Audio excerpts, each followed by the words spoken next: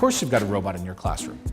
Yale Young Global Scholars is remarkable because it exposes students to a very wide variety of different topics. Chemicals distribute through the environment. Policies on Guantanamo. Russia is a member of the P5. Where they have robots that do things like litter. And that's perfect for students like the ones that we see at Yale because they are interested in so many different things. So what do you think the future of the U.S. and Canada's relationship is? These students that sign up for the YYGS program are remarkably talented, and so I do always learn something or gain a different perspective simply from the questions they ask. If you could talk in person with President Trump about his policies and the current world order, what would you say?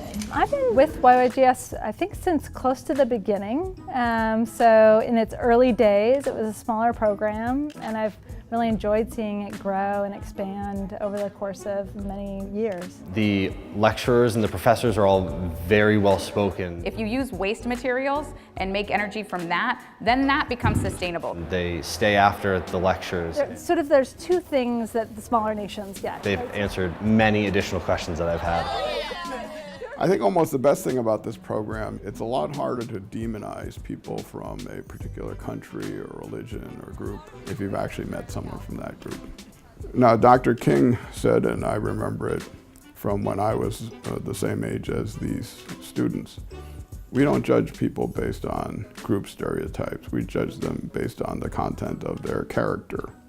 And the way that you determine the content of an individual's character is by meeting with them, by living with them, by eating with them, by studying with them, by arguing with them and learning from them, and then going out and having a good time. It's really exciting to see all of these people come in from all over the world and who have different backgrounds and different knowledge and who come together and who see and meet each other and learn from each other.